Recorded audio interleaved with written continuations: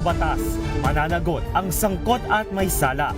Dahil sa bawat paglabag, may karampatang parusa. Alamin ang mga pananagutan sa likod ng mga bawal. Dito sa Hoy! Bawal Yan! Tuwing Sabado, alas 11:30 ng umaga. Dito lang sa DZRH TV. Samahan niyo po ako hanggang 7:30 ng gabi. DZRH Usapang Liga. Magandang gabi Pilipinas, Metro and Mega Manila, nas extension sa DZRH at RHT. Naray si Bayan At Kisses para sa Habson. DZRH, una sa Pilipinas. Una sa Pilipino. Maagang balitaan, maagang usapan sa mga issue at balita. Kasama si Kuya Angelo Palmones sa Magandang Umaga Pilipinas. Mula Lunes hanggang Biyernes.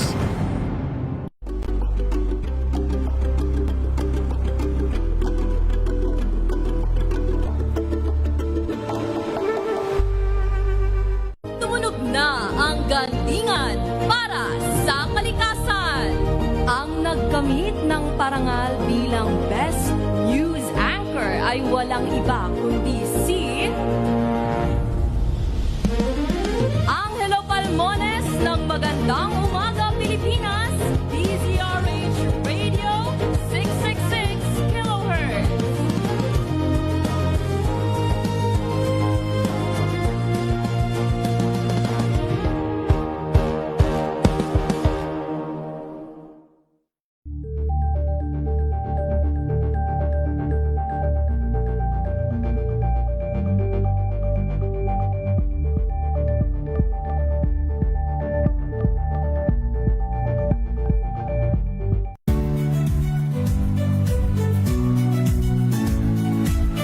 Magandang araw mga kaibigan. Ito po ang inyong balerina ng bayan, si Lisa Macuja Elizalde, na nag-aanyaya sa inyong samahan kami at ang aming mga espesyal na panauhin para sa kalahating oras ng masayang kwentuhan sa aming programang Art to Art, kung saan ang usapang sining at kultura ay para sa lahat. Huwag kaliligtaan, tuwing linggo, alas 3:30 ng hapon, dito lamang sa DZRH Radio, DZRH TV, at via online streaming.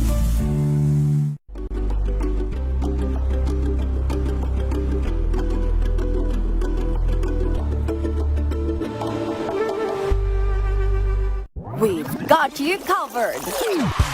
From the hottest hits, exclusive interviews, kilig to the bones fan meet experience, and hataw performances of your favorite stars. Saturdays, 12 noon, dito lang sa DZRH TV.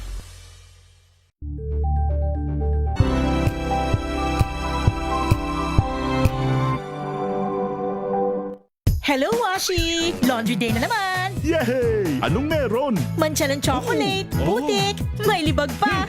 Kaya natin yan! With Pride Washing Machine Detergent, may triple stain-away formula. Tanggal ang makapit, madikit, at madupit na dumit mancha. Kaya easy-easy ang labada. Mula noon hanggang ngayon! All you need is pride. All you need is pride. ACS. Tanggaling-galing mo! Smart dishwashing paste ko! Pritong ulam na masebo, plato o kaldero. Tanggaling for everyday. Ganyan pag smart ang dishwashing paste. May double tanggaling formula. Tanggal ang sebo, tanggal ang bakterya. Pahit para walang bahid, linis fantastic sa metal at plastic. Number 1 ko to! Tanggaling-galing mo! Smart dishwashing paste. ACS. Wow, ang saya. Isang barangay na labada, puro mancha pa. Goodbye, pahinga. Mommy, isang laba lang yan sa Pride Bar Blue. May powerful stain-away enzymes na malupit sa dumit mancha. At di masakit sa kamay. Isang laba lang yan. Hello, pahinga. Hello, Pride Bar Blue. ACS. Sa lahat ng bagay, simula pa lang, siguraduhing max protection na. Kasi pag kulang ang proteksyon, baka madaling masira. Sa ngipin, dapat may max protection din. Max sa halaga ng unique toothpaste. With Max Protect Formula, helps stop cavities before they start, while keeping breath fresh. Try unique maximum fluoride protection. Para max alaga, max protektado. ACS. Tinesting, sinuri, siniyasan. Ang resulta? Super effective ang Shield sa pagpatay ng bakterya at virus. Shield Antibacterial Soap. Believe ang mga eksperto sa Philippine Nurses Association. At si Mami. Tiwala ako sa Shield. Shield Antibacterial Soap. Napatunayang mabisa. Ang mga nurse, tiwala. ACS. May nagbago. May arte. May budget. Kala nyo lang yon. So solid. White Rose Papaya. Wow, White Rose. White Rose Papaya. Wow, White Rose. White Rose Papaya. May glow up with White Rose Papaya. White Rose Papaya. May puti power times 2 kasi may papaya at niacinamide. May shea butter and tea tree oil pa. Kutis sulit ang glow up. Glow up with White Rose Papaya. White Rose Papaya. Kutis sulit ang glow up. ACS. Galalala Falcon. Galalala Falcon. Ang bango ng sampayan. Tara na magsayawan. Califabcon, amoy nakaka-joyful. Sa puso ng kalikasan, natatangi ang prutas ng mangosteen. Ito ay nagtataglay ng antioxidant compounds na alpha, beta at gamma mangosteen. Ang MX3 capsule ay isang food supplement na gawa sa natural na mangosteen. Ito ay tested and proven to help avoid knee joint pain discomfort para iwas-iwas sa sakit with long-term supplementation 2 capsules daily. MX3 capsule, tunay, natural at original. Mahalagang paalala, ang MX3 capsule ay hindi gamot at hindi dapat gamiting panggamot sa anumang uri ng sakit. Galalala Falcon. Galalala Falcon. Ang bango ng sampayan. Tara na magsayawan. Califabcon, amoy nakaka-joyful. How you spend your morning can often tell you what kind of day you are going to have. Me, I always start my day with a fresh cup of my favorite MX3 coffee. Mahalagang paalala, ang MX3 capsule ay hindi gamot at hindi dapat gamiting panggamot sa anumang uri ng sakit. Galalala Falcon. Galalala Falcon. Ang bango ng sampayan. Tara na magsayawan. Califabcon, amoy nakaka-joyful.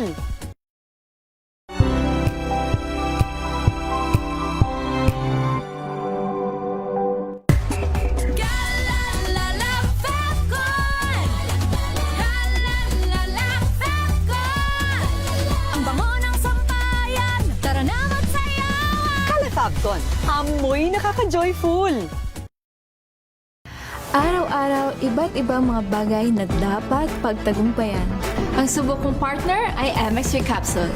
Research-based na tested and proven. Helps avoid pain discomfort. Iwas-iwas sa sakit. Kailangan lang na long-term ang pag-inom 2 capsules araw-araw. Kasabay ng proper diet and exercise. I am able to make it with the right partner.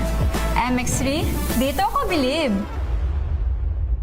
Mahalagang paalala, ang MX3 capsule ay hindi gamot at hindi dapat gamiting panggamot sa anumang uri ng sakit. Galalala Falcon. Galalala Falcon. Ang bango ng sampayan. Tara na magsayawan. Califabcon, amoy nakaka-joyful.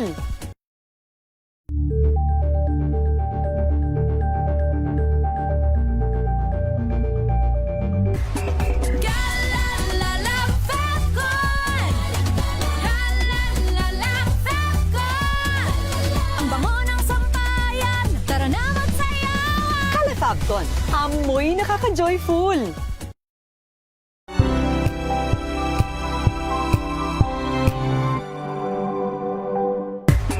Galalala Falcon. Galalala Falcon. Ang bango ng sampayan. Tara na magsayawan. Califabcon, amoy nakaka-joyful.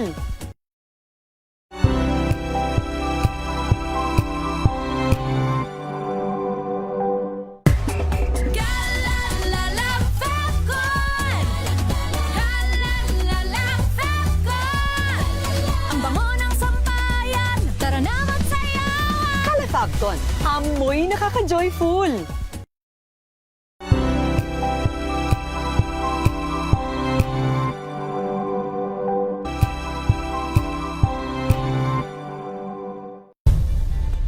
Nagsimula sa pangarap hanggang sa maabot ang tagumpay. Iba't ibang kwento, iba't ibang mukha ng atletang Pilipino. Mas pinatindi, mas pinalakas, at mas pinaaksyon sa Match Point tuwing Sabado, 12:30 ng tanghali sa DZRH TV.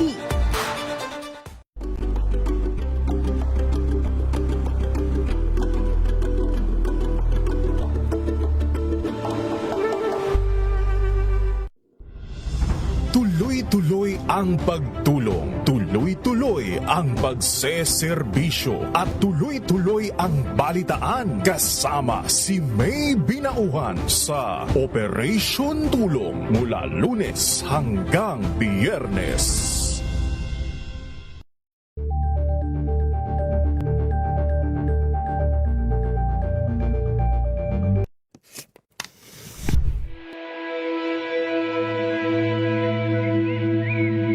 Mulat sapol, no? Parang yun ang naging joke na parang gusto mo maputol ang puno, punta ka sa DNR. Pero kasi ano na... Mga hakbang pasulong mula sa paglalahad at pag-unawa ng mga problemang dulot ng korupsyon. Narito na tayo sa panibagong antas. Level Up. Diskarte. Ikalawang aklat. Oras na para pag-isipang mabuti ang bawat desisyon. Ang bawat akbang. Ang bawat balak gawin bilang tugon sa mga hamon ng pagkamit ng katarungan. Ng pag-abot sa pangarap na umunlad at makapamuhay ng payapa at matiwasay. Diskarte. Ikalawang aklat. Diskarteng makabansa. Diskarteng makatao. Diskarteng makakalikasan. Mga hakbang na mula sa taimtim na pagsusuri. Pinag-iisipan ng maayos. Ikaw, ano ang punto ng iyong diskarte?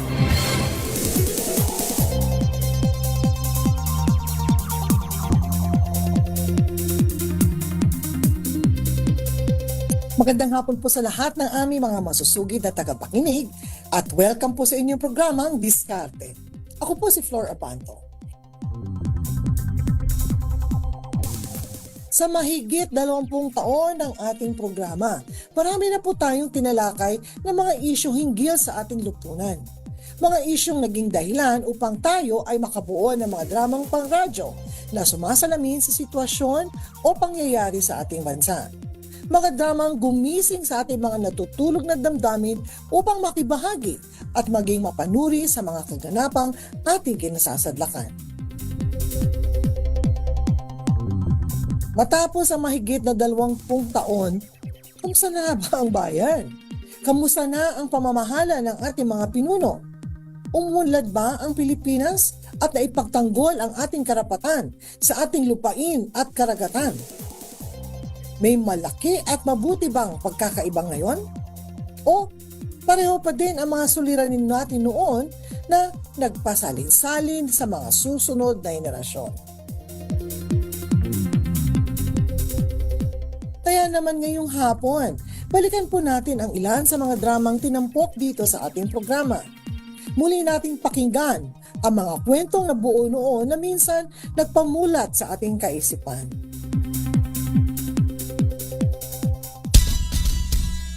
Nay, anong ibig sabihin ng ginigisa sa sariling mantika?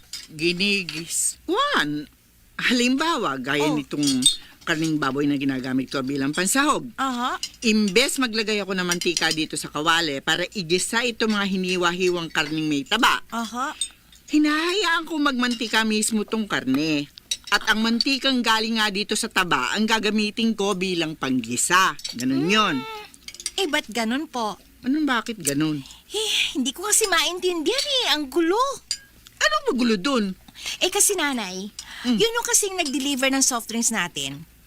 Kanina, habang ibinababa ng 2 pahinante yung mga case ng soft drink, nagtatalo sila ng driver ng truck tungkol sa mga ibinoto nila noong nakaraang eleksyon. Tapos po, isa sa mga pahinante, bago siya umalis, nainis. Tapos? Sabi ng isang pahinante, yun daw driver nila sira ang ulo kasi hindi nadadala. Walang natutuhan tungkol sa mga politiko at sa pagboto. Kaya daw tuloy, masahol pa sa ginigisa sa sariling mantika. Ano yun, Nay? Ba't ganun sinabi ng pahinante?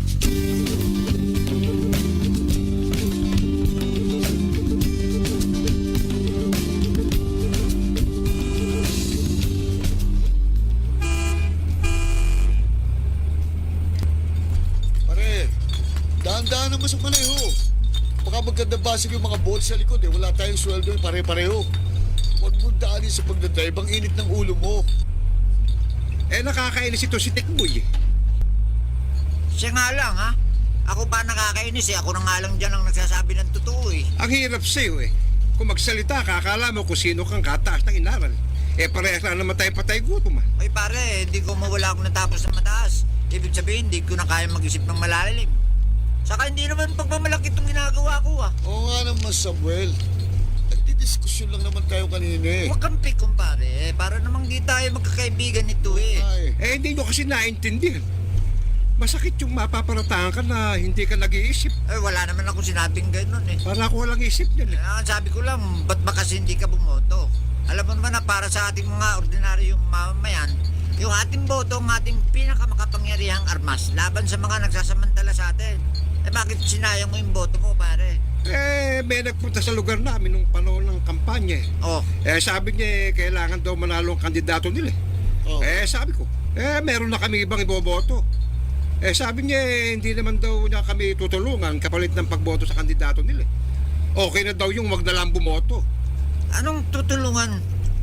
Paano kayo nila... Tikboy naman. Ano pa, nanuhol.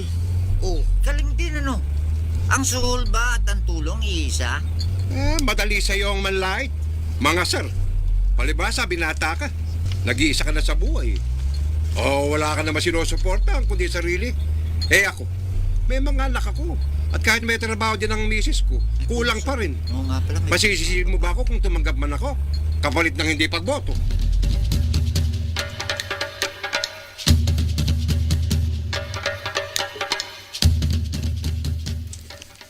Congratulations, kumpadre. Thank you. Sabi sa'yo, mahal ka ng mga botante, pare. And to think na munti ka nang umatras sa kandidato.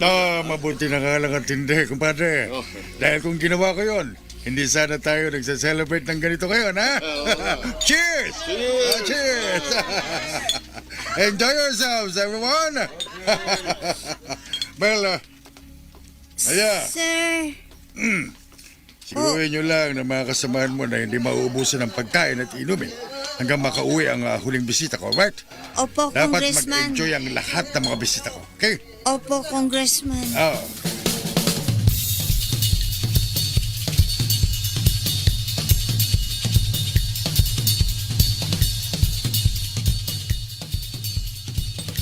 Kala mo kung sinong nanalo talaga kanina? Kundi ko pa alam, kundi pa bumili ng boto, hindi mananalo. Melia, ano ka ba? Mamaya may makarinig sa'yo. Umalis na yung mga bisita at sina Sir at ang pamilya niya.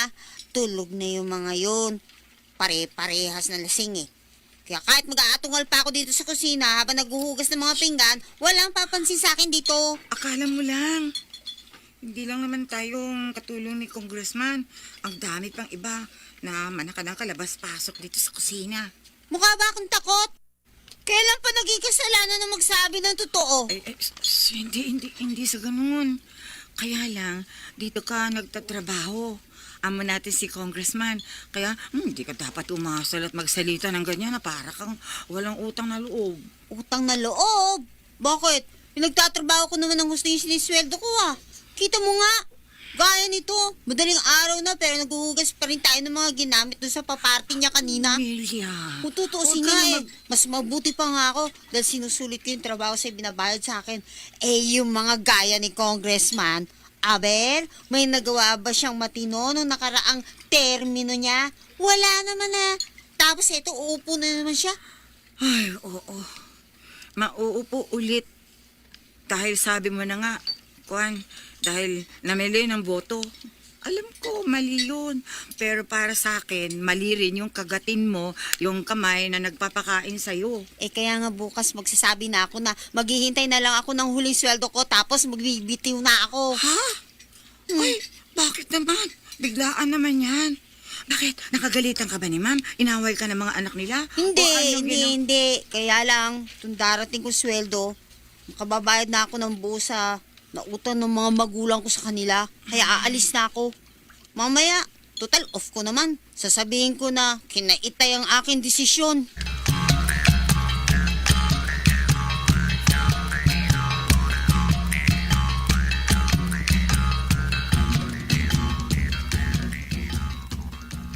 Ayan yan, yung chicharon. Malaman ha. Kayo ba mismo may gawa niyan? Eto ho. Oo. Oho, si nanay mismo nagluluto nitong espesyal namin si Charon. O-order ho kayo? Oo, 2 order. Saka itong kinilaw ha, Aha. 2 rin. Saka may mani ba kayo? Ay, wala ho eh. Sige, di bale. Yun na lang chicharon at kinilaw. Sige po. Pulutan ha. Aha. Ba't naman kasi hindi kayo nagbebenta ng beer dito eh. Sa labas patuloy kami nagiinuman ng mga kasamahan ko.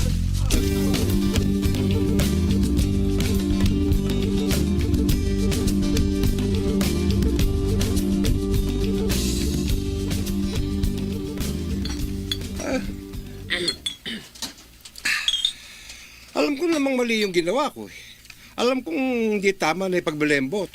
Alam mo naman pala pare, sana hindi mo lang ginawa. Sabagay, para rin pagkain itong chicharon, no? Alam naman natin lahat na nakasasama ito sa kalusugan natin, pero sige pa rin tayo ng kain. Masarap kasi. Bukod sa masarap pamisa-misa lang naman. Oo nga. Ang hirap tumigil kapag nasumbulan na, di ba? Tato, kaya pagkusinti ng mga kurap. Dinala mo na naman doon ang usapan. Pare, saka mo na lang si Samuel. Dipit nga raw eh. Chego, hindi nga katwiran yun eh. Paano kung hindi magbago yung takbo ng kapalaran natin? Ibig ba sabihin, habang nakararanas tayo ng kagipitan, katwiran na yun para makiayon tayo sa gusto ng mga buktot. Isang boto lang naman ang boto ko eh. Kaso hindi lang ikaw ang butante na binili nila ang boto, no? Iba't ibang paraan ang ginawa ng mga kurap para ma-check na sila ang mananalo. Sa ibang lugar nga raw eh. Ang suhol, nakasilid sa loob ng mga flyers. At may mga usap-usapan na umabot hanggang 2,000 kada taon sulan sa ibang lugar. Salamat pa. Ano ba naman ang diferensya? Mahirap naman tayo. Hindi tayo naapektuhan ng mga desisyon ng mga namumuno sa atin. Hindi tayo nakikinabang. Hindi. Yun ang puro kay pulutan. Yan. Kalahati lang ang tama sa sinabi mo eh. Tapang. Yung hindi tayo nakikinabang sa mga desisyon nila. Yun madalas, tama yun. Wala tayong napapalang matino. Mahirap pa rin tayo. Kaya nga. Yun na yun. Yun na yun. Tagay. Tatagayan mo ko niyan dito bukas. Hindi nga eh. Yung mga namubulong sa atin, kaya hindi tayo apektado sa mga desisyon nila. Dahil mas makapangyarihan sila kaysa sa atin.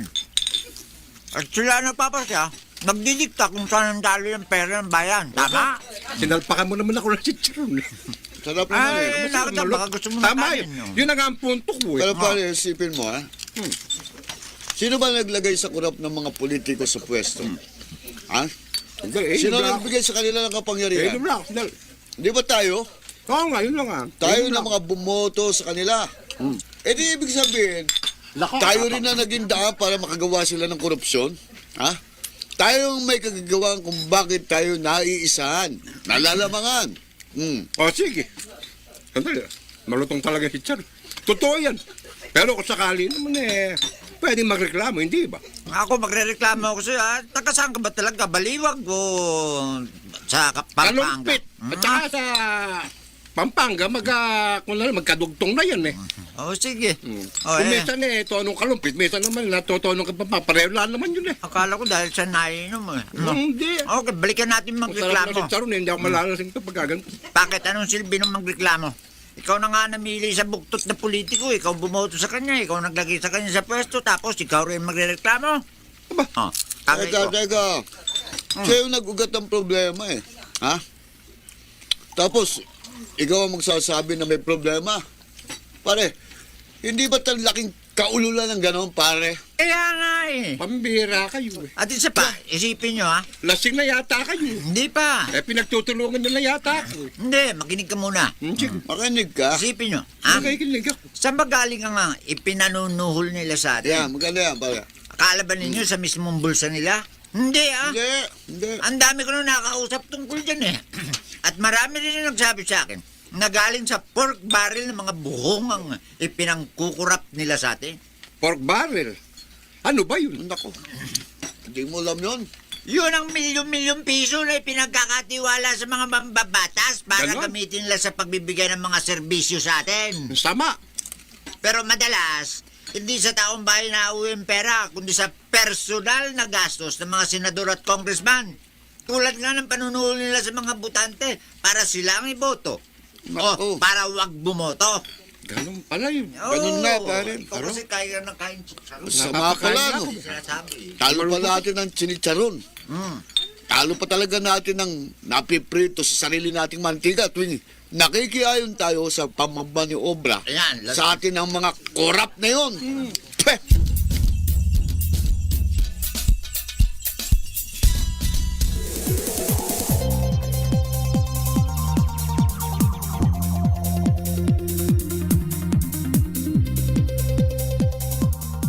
Pakinggan po natin muli ang dramang sumasalamin sa kultura at korupsyon ng ating lipunan.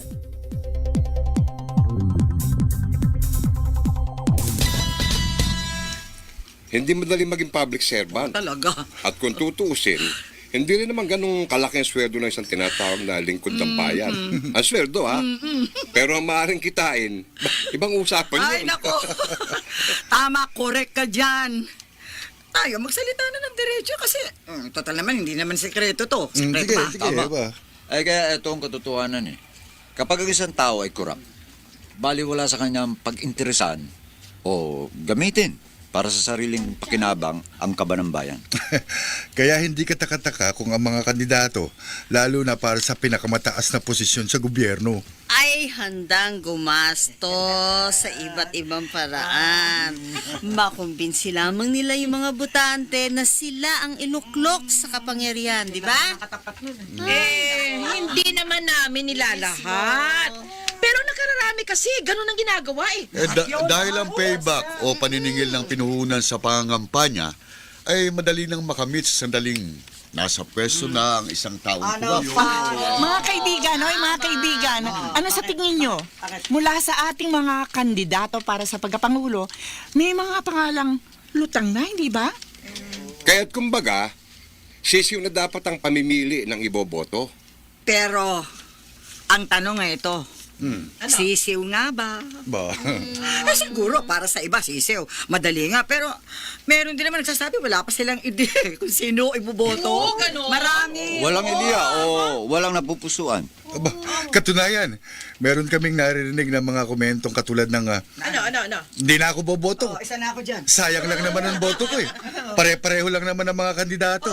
May kanya-kanyang depekto. May punto, di ba? Talaga. Hindi nga ganun kadaling mamili. At saka, minsan, hindi natin masisisi ang taong bayan. Pagod na kasi sa kaasa.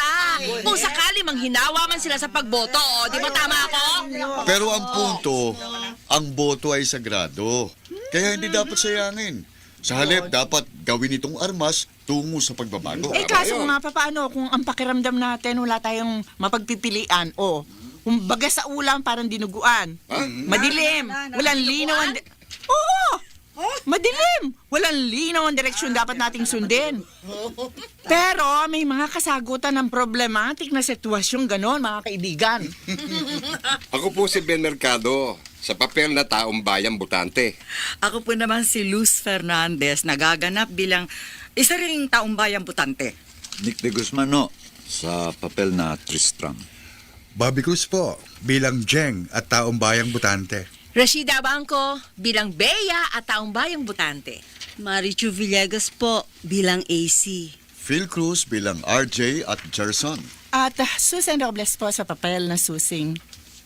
At inaanyayahan namin kayo muling samahan kami sa pagsasabuhay ng mga kwentong karinderya kung saan ang mga problema, mahirap o sabi na nga maduguman tulad ng dinuguan, ay naiyahanap pa rin ang solusyon. Labo naman, oh. Ang labo mo naman, AC. Sumama ka pa sa akin dito sa motel.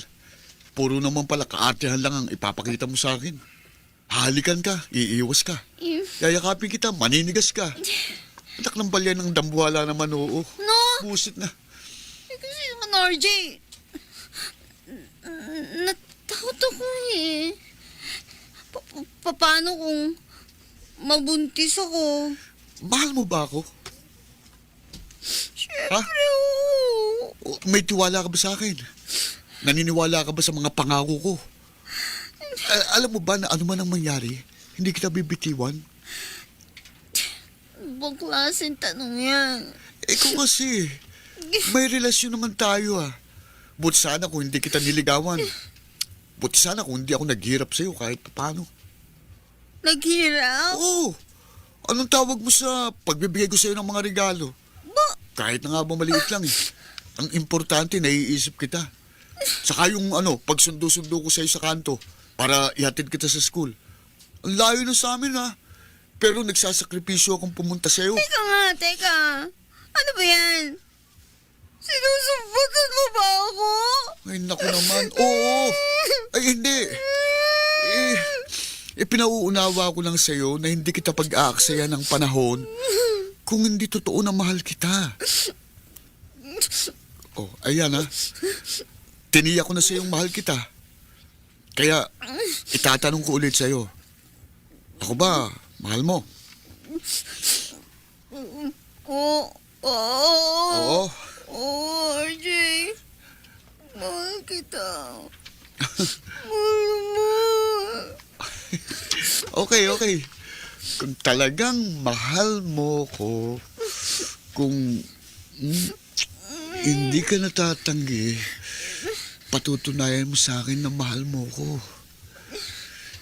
Magdesisyon ka. Itutuloy ba natin o ihahatid na kita sa inyo? Ha?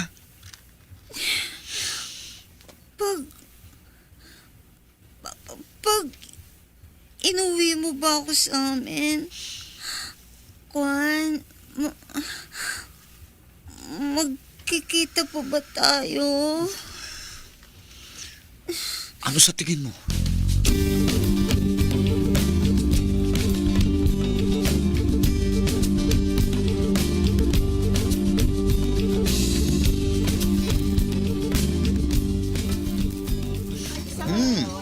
Ano yung naamoy ko?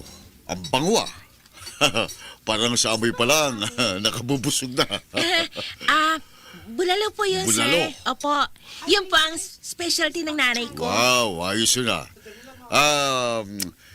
ilang tao kaya sa isang order? Ay, depende po. Depende. 2 hanggang 3. Minsan po, pang-isahan lang. Depende po. Depende sa takaw. Sige, para sigurado 5 order. Ho? 5? Oo. Saka ganun din kadaming kanin, Samahan mo na rin ang dinuguan at mechado. Huwag kang mag-alala. Hindi yun para lahat sa akin. Ayun mga kasamahan ko, Ayun sila. Papunta Yung pong grupo nakaupo sa pinagdikit na table ni na kuya kanina? Yung mga namumulyeto kanina sa labas? Right. Doon tayo sa kandidato namin, ha?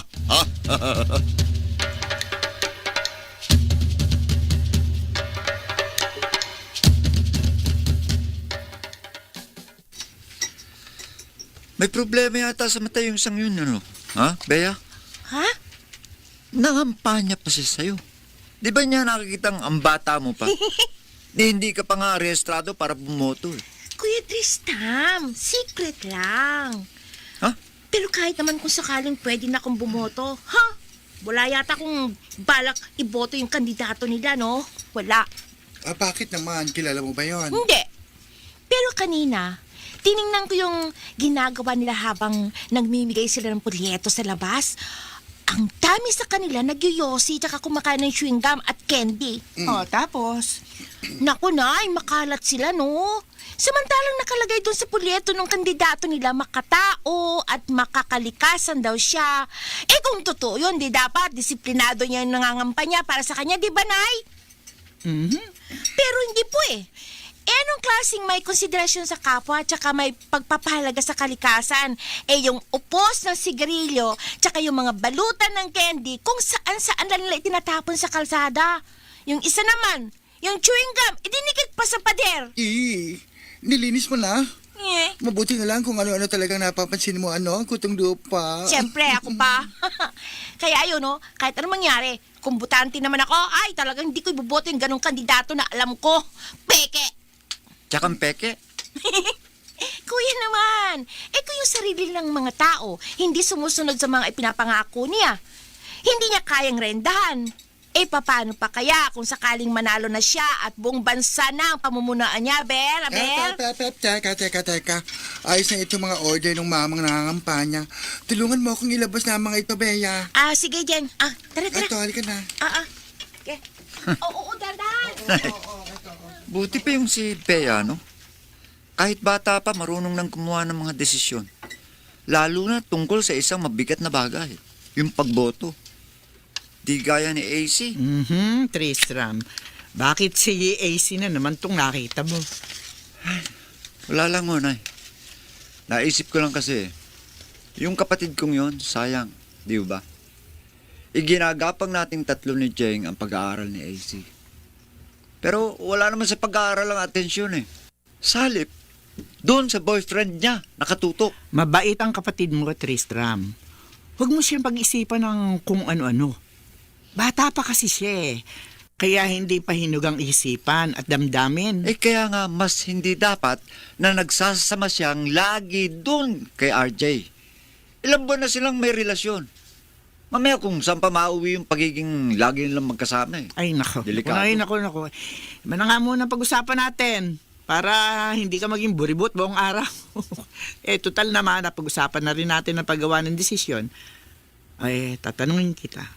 Ikaw ba may napili ng kandidato? Nay, wala pa ho eh. Parang tinatamad na akong bumoto. Ano ka ba? Di tama yan. Sasayangin mo yung boto mo. Ganun din naman ho ang kalalabasan, di ba, Nay? Wala akong mapagpipilian eh. Lahat sila hindi ko magustuhan. O di pag bumoto ako, sayang lang. Di ba?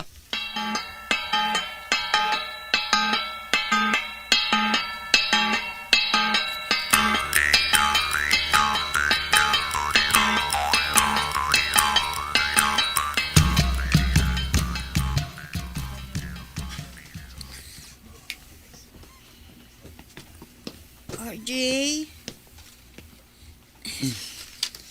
Ito na yung resulta. Parehas pa rin doon sa nauna eh. Positive pa rin. Positive talaga. Oo. Kailangan sabihin na natin ito kay nanay. Malilintikan tayong dalawa. Wala naman tayong magagawa eh. Nandito na to. Pangatawanan na lang natin.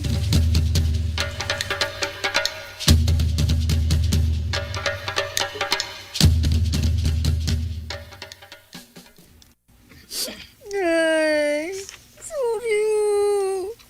Alam ko pong bigong-bigo ko sa mga pangarap niyo para sa akin, pero... Huwag ko kayong mag-alala, Aling Sosing.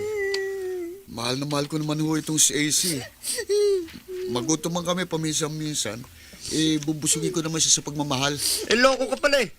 Bakit? Anong silbi ng pagmamahal na sinasabi mo kung puro hangin naman ang dala?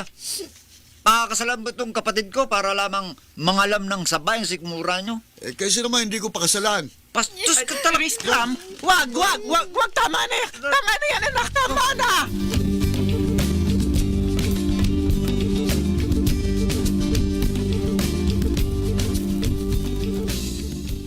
Yung bulalo ulit. Isang order lang at solo flight ako ngayon. Pero bigyan mo rin ako ng dinuguan, ha? Yes, sir. Sarap yun. Gaya ng dati, sir. Kuya! Bulalo daw tsaka dinuguan. Isang order! Okay. Hindi maalis sa isipan ko yung lekat ng bulalot dinuguan nyo eh. Ha? Eto nga, kahit hindi na itong ruta namin ang pangangampanya, dinadayo ko pa rin itong karinderya nyo. Salamat ho, sir. Busy pa rin pala kayo sa pangampanya nyo, ano? Eh, siyempre. Hanggang hindi pa tapos ang campaign period. Sige lang na sige. Kaya pang hindi nakakapagdesisyon eh. Sayang din naman ang boto nila. Silang tinatarget namin sa mga panahong ito. Sir. Paano naman kung hindi manalo yung kandidato nyo? Ha? Ikaw talaga. Kagatin mo nga ang dila mo. Ano ho? Hindi mangyayari yun. Bawal mangyari yun. Bawal? Dapat siyang manalo. Kung hindi, patay. Lagot kami. Kaya, think positive lagi. Yun ang dapat. Kaso nga ho, sir. Paano kung iniwan siya ng mga tao? At ang kalaban niya, ang ibinoto nila? Di ano pa. Di ano mangyayari. Wala na kaming trabaho. Ay? At kapag nawalan ako ng trabaho, wala na rin akong pera. Oh? At kapag wala na akong trabaho, hindi na ako makabibili dito sa inyo. Ano? Mawawalan kayo ng isang customer. Kaya ipanalangin mong manalong kandidato ko para lagi akong makakain dito. Ayos ba?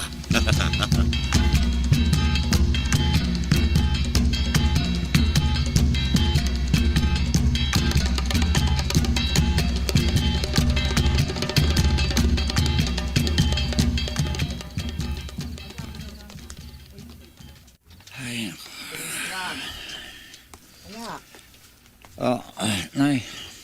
Wala ka pa ba balak matulog? Abay, buong araw tayong pagod doon sa karinderya. Bakit nandito ka pa? Kaya nga nagre-relax muna ako dito sa labas, Nay. Puho kayo. Sige na nga. Kasi Nay, mahirap makatulog kapag naninigas pa yung mga muscle dahil sa pagod at tensyon. Tensyon? Tensyon dahil pa rin ba yun kay AC? Aba anak, nung isang araw pa yun Nay, alam nyo, minsan nagtataka talaga ako sa inyo. Bakit na naman? Tungkol saan? Gaya ho nung nangyari kay AC. Oo. Ano yun? Alam ko kasi mahal na mahal nyo kaming magkakapatid. At syempre, kung ano makabubuti sa amin, yun ang gusto nyo. Totoo yun. Ganun ang magulang anak. Pero ba't sa kaso nga ni AC, ewan ko lang pero... Nay, bakit parang baliwala sa inyo nangyari? O kaya parang okay lang eh. Baliwala? Okay lang? Naku, nagkakamali ka, anak. Hindi totoo yun. Hindi. Pero, ano ang mapapala ko kung maghihimutok man ako? Ano ang mapapala ko kung aawayin ko sila ni RJ? Ano? Magkakasamaan lang kami ng loob ng kapatid mo. At ayoko mangyari yun. Ayokong ipagbaka sakali man lang yun dahil buntis nga siya. Ayokong makadagdag yun sa mga inaalala niya ngayon. Naintindihan mo ba ako? Ha? Oo, naintindihan ko yun, Nay. Pero, ba't kayo pumayag na sumama siya kay RJ? Tristram, kung ikaw ba nasa lagay ko, anong gagawin mo? Pipigilan mo sila? Nakita mo itsura ni AC ng gabing magtapat sila sa atin. O ano, tingin mo ba? Papayag siya no na hiwalayan si RJ nang gano'n na lang? Kung sakali, Papayag ka bang tumira din dito si RJ? Siyempre hindi. Lalo't di sila kasal. Kaya nga eh. Kaya nga masakit man sa loob ko, hinayaan ko na lamang siya na panindigan ang mga desisyon niya. Total, hindi na minor de edad ang kapatid mo. Ginabayan natin siya, pero para matuto siya sa buhay. Hayaan mo na rin siya sa kanya mga desisyon, anak. Desisyon? Oo. Inay, bakit ba ang buhay? Lagi na lang may mahihirap na desisyong kailangan gawin. Aba, mas mahirap naman yata kung ang lahat nakalatag na para sa iyo. Para kang robot pag ganun. Walang sariling pag-iisip. Alam niyo ba, hanggang ngayon, wala pa akong napipiling kandidato para sa pagkapangulo. Ano? Bakit? Aba, Tristram, bukas butohan na. Teka nga ha, ano bang inaayawan mo sa bawat isa sa mga kandidatong nangunguna sa mga survey, Aber?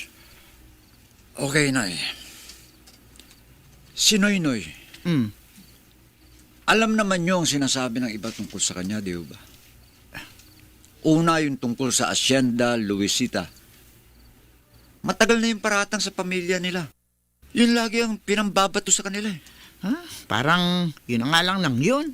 Wala nang iba pang maireklamo laban sa kanya. Marami pa, Unay. Ang sabi pa ko ng ibang tao, Wala namang napatunayan si Noynoy sa paglilingkod bayan, di ba? Ano bang accomplishments niya sa Senado?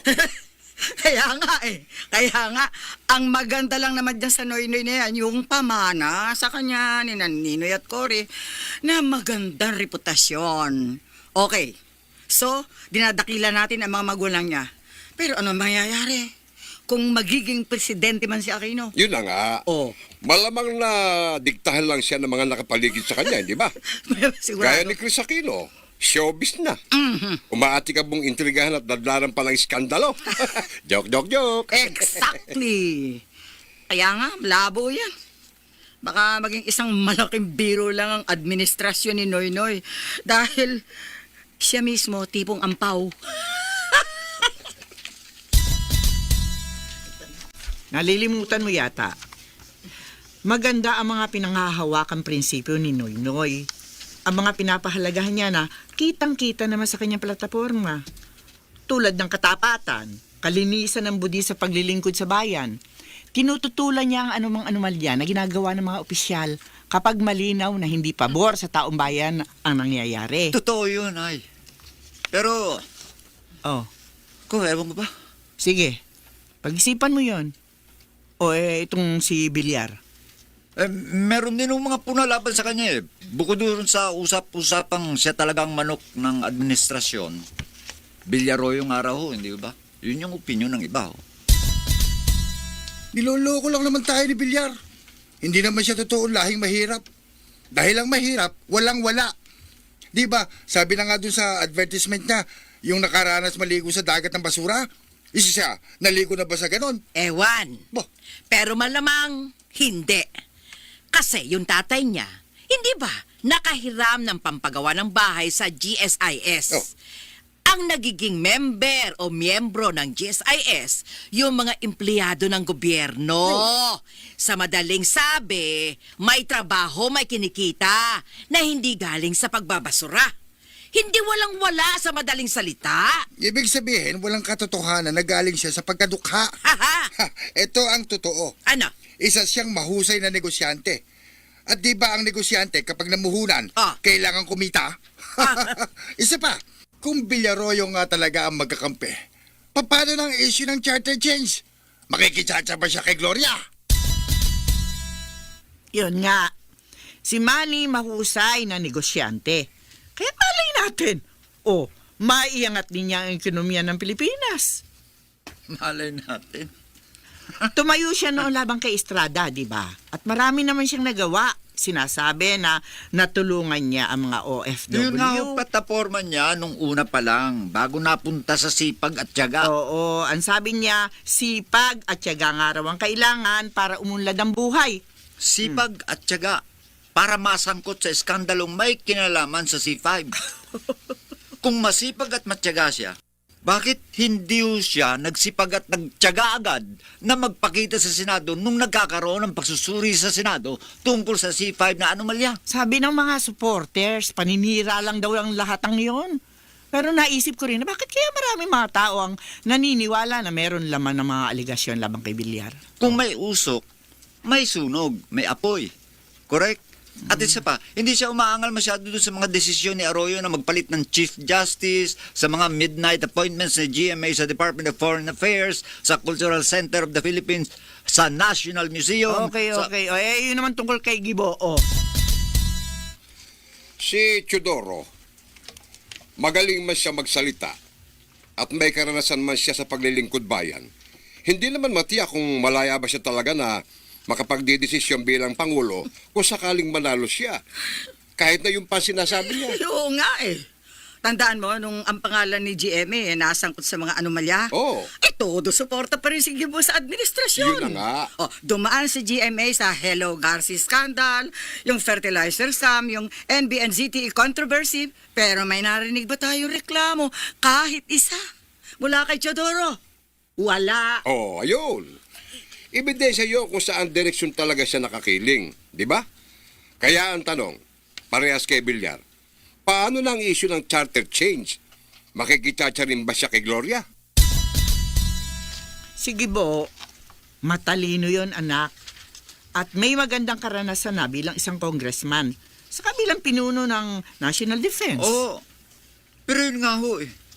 Kung matalino siya talaga at magandang pananaw at mga plano niya para sa bayan, bakit nung naglilitawan na mga skandalong kinasasangkutan ng kasalukuyang administrasyon, ikaw mambibig niya, yang si Gibo? Kung ayaw niya sa mga nangyayari, bakit di siya nag-resign?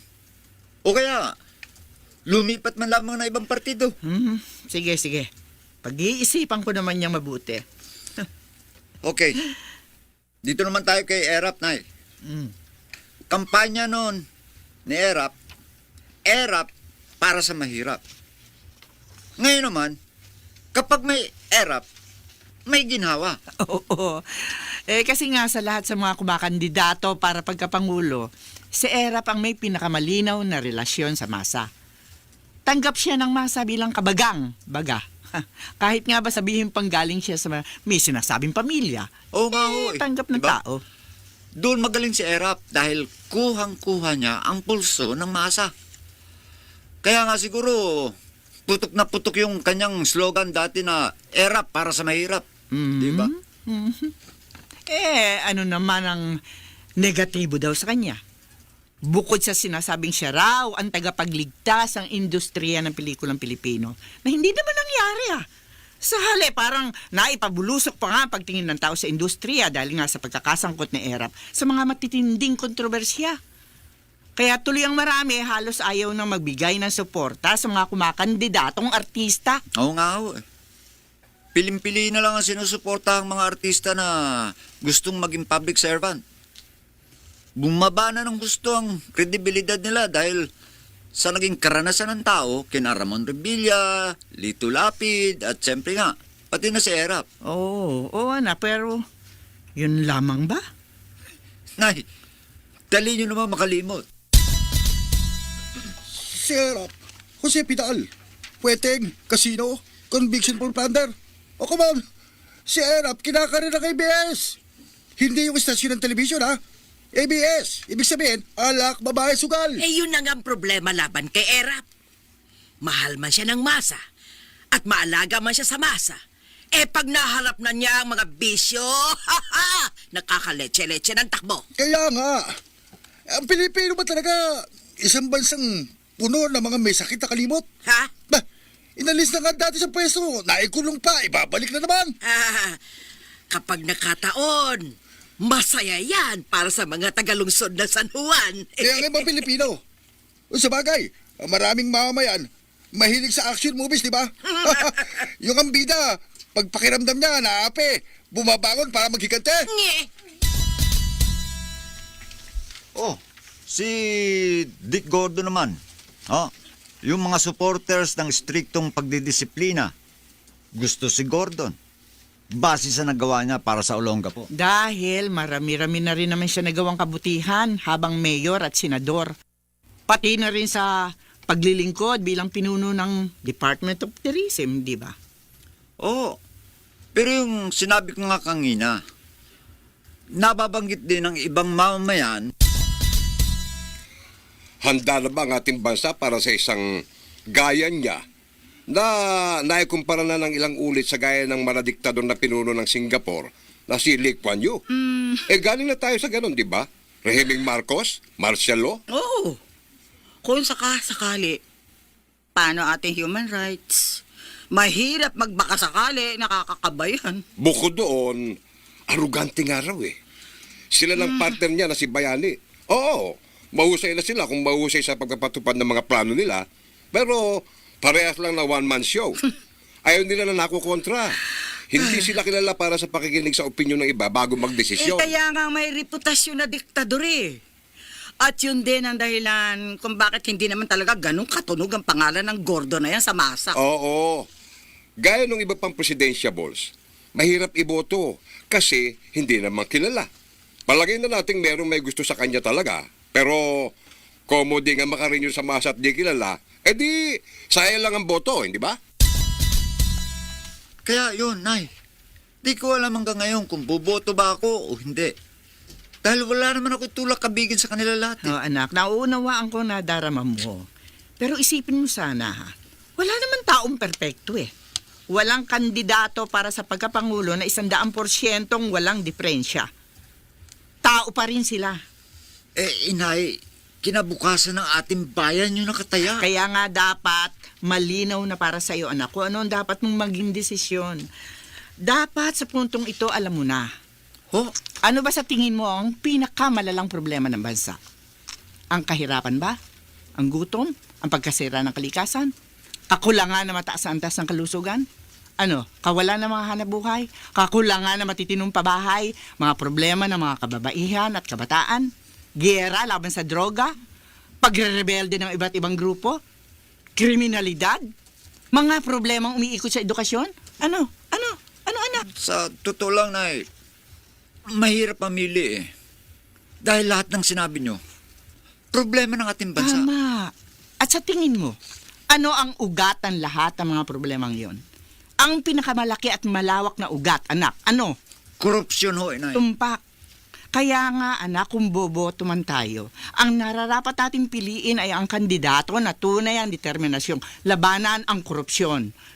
Payo ng magulang, anak, huwag mong sayangin ang pagkakataong magkaroon ng lakas ang paglaban sa korupsyon. Bumoto ka. Tama ho kayo, Nay. Mahalaga ang pagkakaroon ng iba't ibang kakayahan ng ating mga kandidato. Kanya-kanyang kagalingan. Pero sa suma total, anak, ang panlaban sa korupsyon ay ang pagkakaroon ng prinsipyong matuwid. Yung mga tamang pinahahalagahan. Yung alam ang tama at mali at marunong ipaglaban ng tama. Tama ho kayo. Sa 6 na kandidato, pag-aralan mo ng mabuti at magiging malinaw sa iyo kung sino ang makapagtataguyod ng kalinisan ng loob, ng integridad. Dahil yon ang kanyang kinalakhan. Yon ang kanyang isinabuhay mula pagkabata. Ang kandidatong yon, pag nakuha ang suporta ng bayan, hindi malayong muli ay pagmamalaki ng lahat ang Pilipinas. Kaya pumili ka ng mabuti, anak. Huwag mo sanang sayangin ang iyong boto.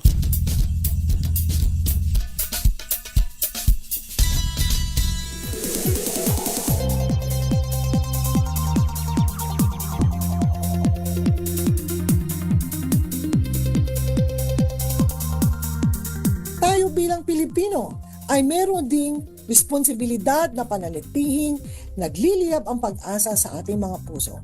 Huwag basta sumang-ayon sa maling panukala. Patuloy na magmasid, makibahagi, magbantay.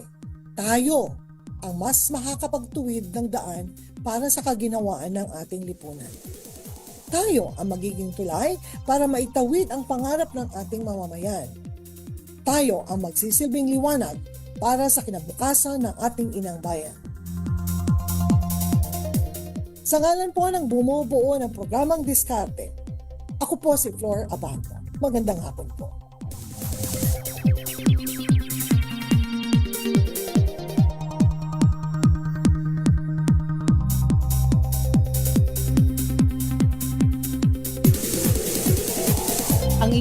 pinapakinggan ay pawang katahang-isip lamang. Ang mga nabanggit na pangalan, lugar, sitwasyon at pangyayari ay hindi hango sa tunay na buhay. Kung mayroon mang pagkakahawig sa pangalan ng tao, lugar, sitwasyon at pangyayari ay hindi sinadya at nagkataon lamang. Inyong napakinggan ang mga makabuluhan at napapanahong eksenang tampok sa natatanging produksyong pangradyo ng Sentrong Pangkultura ng Pilipinas. Descarte, Ikalawang Aklat. Executive Producer, Eva Marie G. Salvador. Associate Producer, Ian Wong. Public Affairs Producer, Flor Abanto. Logistics, Don Baniket. Hanggang sa susunod na Sabado, alas 2 hanggang alas 3 na hapon.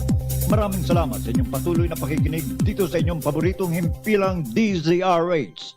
Descarte! Ikalawang Aklat.